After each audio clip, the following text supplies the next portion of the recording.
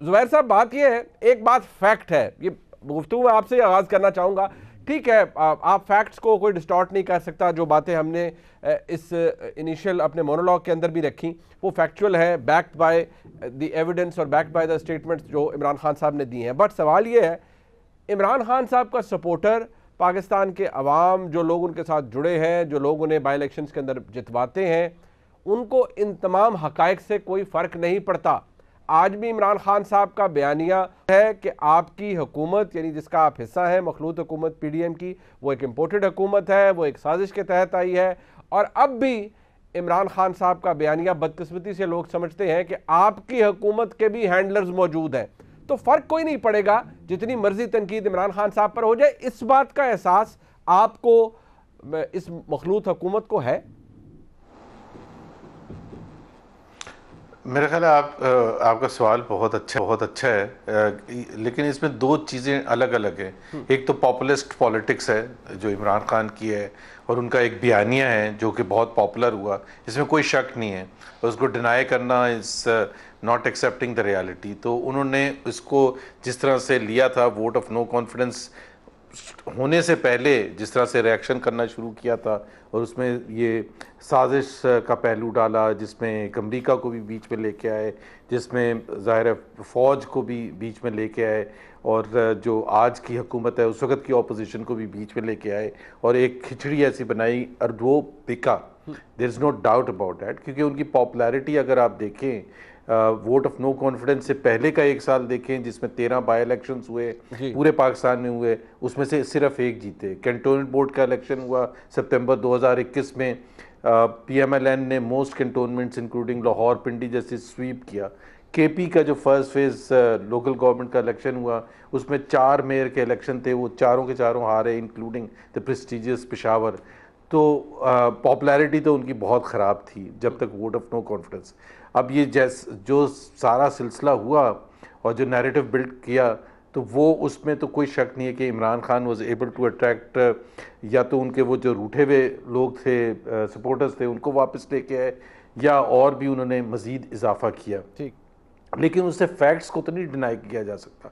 35 puncture का अगर उन्होंने शोर मचाया था, तो अगर वो पॉपुलर हो गया था नैरेटिव, तो उसका मतलब ये तो नहीं था कि मैं और आप भी उसको एक्सेप्ट कर लेते कि यार चूंकि वो ज़्यादा लोग उसको एक्सेप्ट कर रहे हैं उनके बयानिए को, इसलिए ये 35 पंक्चर को अब हकीकत का रंग दे दिया जाए। हकीकत तो वही है जो आपने ये तमाम जो चीज़ें बयान की हैं, और वही एक फैक्ट है। और politics is a revolving, it's not a absolute thing कि आज इस स्टेज पर आके पॉपुलैरिटी ग्राफ जो है सब रुक जाएंगे, और इमरान खान का जहाँ ग्राफ है पॉपुलैरिटी का वही रहेगा, या PMLN का अगर जहाँ है वो वहीं रहेगा।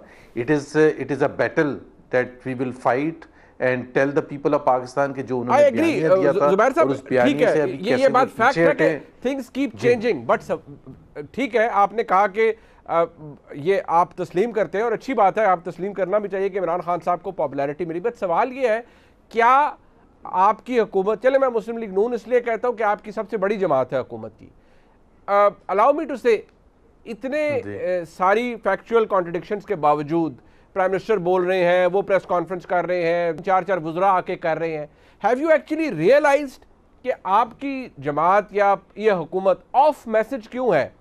हकायक वो है जो कि बहुत से लोगों को पता भी है, मुझे पता है, आपको पता है, और बहुत से मुल्क के बड़े इदारे कहते हैं कि इमरान खान साहब सच नहीं बोल रहे, लेकिन आप ऑफ मैसेज क्यों है?